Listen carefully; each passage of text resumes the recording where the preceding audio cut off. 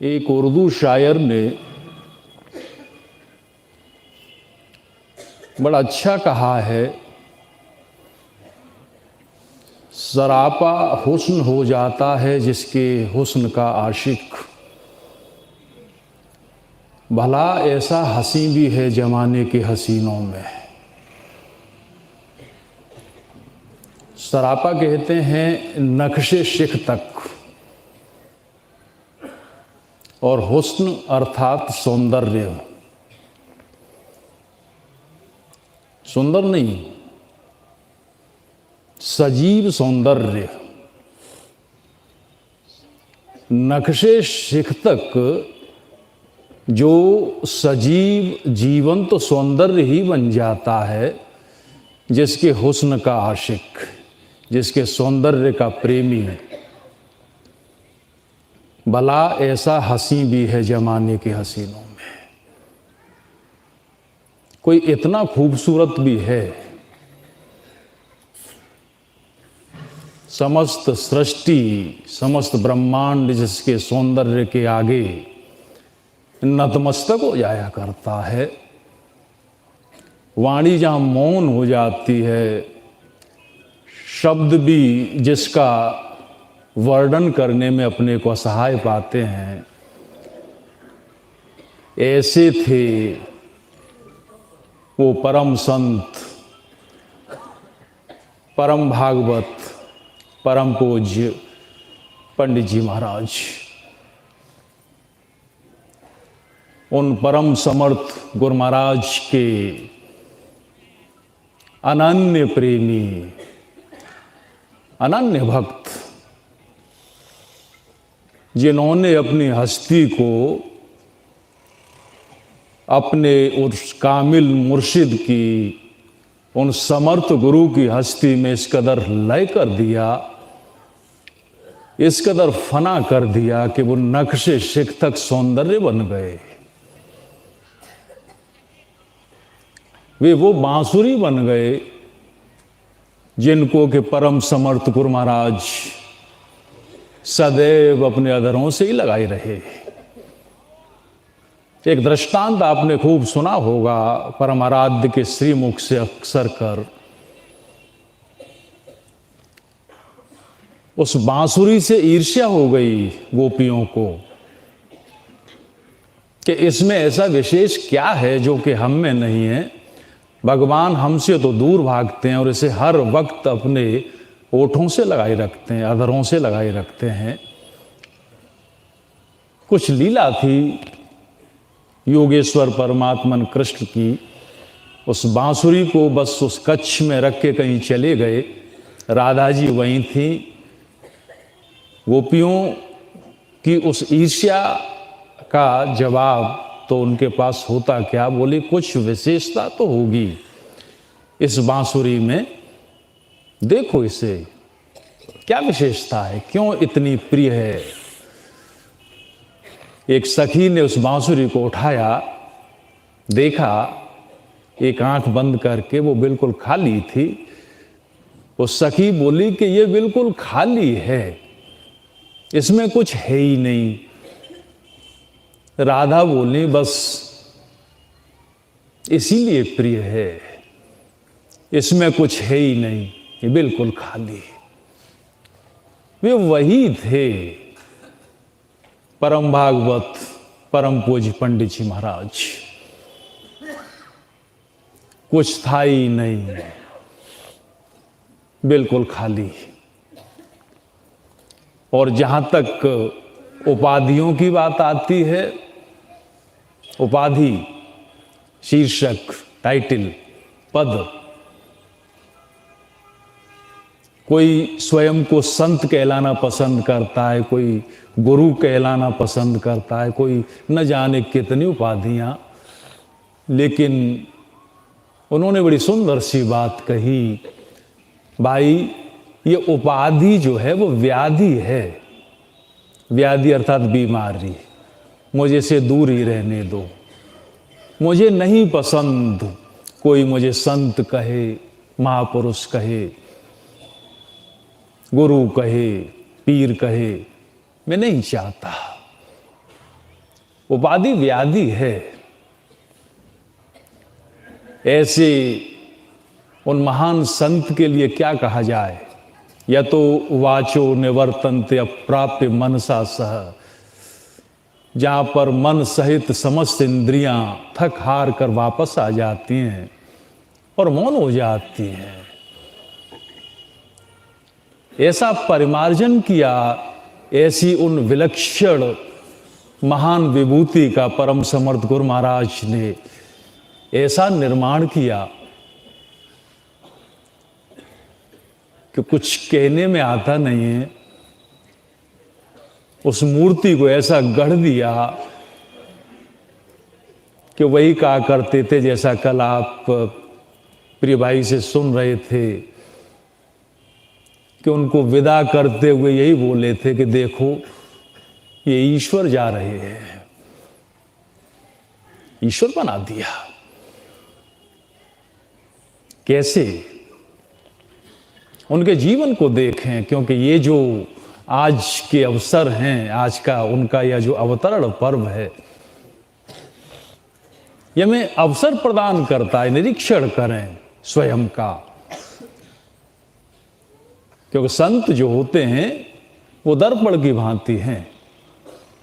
जैसे कि हम दर्पण के समक्ष खड़े होकर स्वयं को देख लेते हैं, स्वयं का निरीक्षण कर लेते हैं। देखें, परम समर्थ गुरु महाराज एक दृष्टांत दिया करते थे, बड़ा प्यारा सा। वो कहते हैं कि एक सूफी संत बहुत ऊंची अवस्था को प्राप्त और बैठे हुए हैं एक जज्ब की अवस्था में, नमाज का वक्त है। सर उनका जो है वो बरहाना, बरहाना उर्दू का शब्द है जिसका अर्थ होता है नंगे सर, बरहाना सर। जबकि ऐसा मुसलमान भाइयों में एक वो है, विश्वास है कि अगर आपका सर नंगा है, आप टोपी नहीं लगाए हैं, तो वो पूजा, वो नमाज खंडित हो जाया करती है। तो किसी ने उनको याद दिलाने की कोशिश की, हुजूर सर ढक लीजिए, आप बरहना सर हैं, नंगे सर हैं, ये पूजा खंडित हो जाएगी। लेकिन वो जज्ब की अवस्था में है। कहते हैं बड़ी ऊंची सी बात, सर बरहना नेस्तम दारम कुलाहे चार तर्क, तर्क दुनिया, तर्क मौला, तर्क उकवा, तर्क मौला, तर्क तर्क, और मौन हो जाते हैं। परम समर्थ गुरु महाराज व्याख्या करते हैं, ये फारसी की पंक्तियां हैं। तर्क कहते हैं त्याग, त्याग देना। वो महापुरुष कहते हैं कि तुम मुझसे सर ढकने की बात करते हो, अरे एक छोड़ो, मैंने तो चार चार टोपियां लगा रखी हैं अपने सर पर, चार चार त्याग की टोपी। तर्क दुनिया, मैंने इस संसार का त्याग कर दिया, संसार की समस्त कामनाओं का, मेरी कोई इच्छा नहीं है। तर्क दुनिया, तर्क उकवा, और यह लोग इस संसार की नहीं, मैंने परलोक की कामना का भी त्याग कर दिया। वो भजन परम भागवत परम पूज पंडित जी महाराज का, चाह नहीं मोय स्वर्ग मिले और खेद नहीं चित नरक दहे, जिन प्रेम को बीज बयो तिनके पद पंकज प्रेम की चाह रहे। मुझे परलोक की भी कामना नहीं। तर्क दुनिया, तर्क उकवा, परलोक, तर्क मौला, मैंने तो ईश्वर दर्शन की अभिलाषा भी त्याग दी, परमात्मा का भी दर्शन हो, इस इच्छा का भी त्याग कर दिया मैंने। तीसरी टोपी। और चौथी तर्क तर्क, मैंने तो यह विचार भी त्याग दिया कि मैंने कुछ त्यागा, मैंने त्याग का विचार भी त्याग दिया कि मैंने कुछ त्याग किया है। वे वही थे, बल्कि वे वही हैं, क्योंकि ऐसे महापुरुष सदैव शाश्वत हैं, नित्य हैं, वर्तमान हैं, तो थे कहना भी अनुचित जान पड़ता है। वे हैं, त्याग की वह प्रतिमूर्ति, ऐसे गढ़ा उन्हें। और उपाधि से तो इतने दूर, वो सरलता, शुचिता, सादगी मानो साक्षात व्यक्तित्व में इस कदर समाहित हो गई थी कि वो सगुण साकार स्वरूप थे, सगुण साकार स्वरूप हैं। उस सादगी के, उस पवित्रता के, उस सहजता के, सरलता के परम भागवत, जिनके स्मरण मात्र से मन पवित्र हो जाया करता है। ठाकुर परमहंस देव एक बार बड़ी सुंदर सी बात नरेंद्र के बारे में कुछ ऐसी थी, कहा था कि जाओ माँ से कुछ मांग लो। वे जाते हैं दक्षिणेश्वर मंदिर और सजल नेत्रों से खड़े होकर बस माँ से एक ही चीज मांगते हैं। वो नहीं मांगते कि माँ मुझे तो कोई बहुत महापुरुष बना दे, कोई संत बना दे, कुछ और बना दे, नहीं।